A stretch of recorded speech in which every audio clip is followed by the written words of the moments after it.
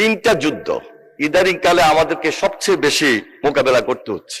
মধ্যপ্রাচ্যের যুদ্ধ, রাজনৈতিক যুদ্ধ। সবচেয়ে কঠিন হলো প্রকৃতির সঙ্গে যুদ্ধ করা। মাননীয় স্পিকার, আমি নিজেও নদীর পাড়ের মানুষ। মেঘনা নদীর শুধু নদী না, নদীর সঙ্গে যে সাগর, এই সাগরের মোহনায় আমার লক্ষ্মীপুর। প্রকৃতির সঙ্গে যুদ্ধ করে আমাদের এলাকার মানুষ সেখানে বসবাস করে, টিকে আছে। তিনটা যুদ্ধ ইদানিং কালে আমাদেরকে সবচেয়ে বেশি মোকাবেলা করতে হচ্ছে। একটা হলো মধ্যপ্রাচ্যের যুদ্ধ, আরেকটা আমরা বিগত সময়ে রাজনৈতিক যুদ্ধ মোকাবেলা করে এখানে এসেছি। সবচেয়ে কঠিন হলো প্রকৃতির সঙ্গে যুদ্ধ করা।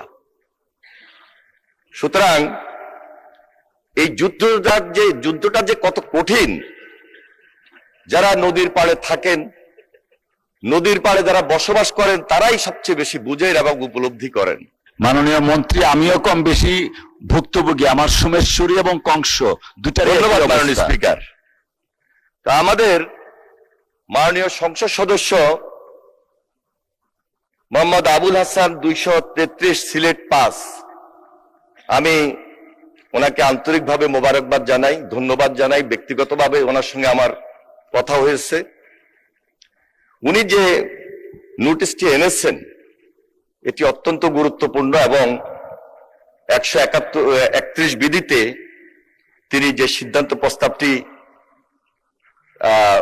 উত্থাপন করেছেন, সিলেট জেলার জকিগঞ্জ ও কানাইঘাট উপজেলার নদী ভাঙন রোধকল্পে প্রয়োজনীয় পদক্ষেপ গ্রহণ করা হোক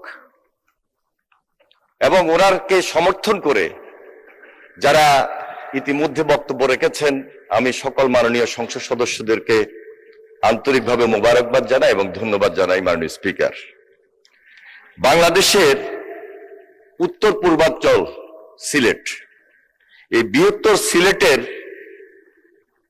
যে অঞ্চল, এই অঞ্চলের মধ্য দিয়ে প্রবাহিত হয়েছে এই দুইটা নদী।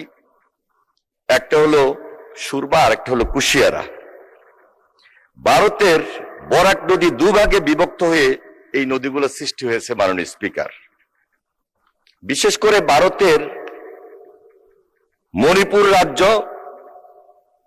এই রাজ্যের পাহাড়ি এলাকায় উৎপন্ন হয়ে বরাক নদী মিজোরাম ও আসামের উপর দিয়ে প্রবাহিত হয়ে বাংলাদেশের সিলেট জেলার জকিগঞ্জ উপজেলার অমলসিদ্ধ নামক স্থানে বাংলাদেশে প্রবেশ করেছে। এটি একটি খরস্রোতা নদী।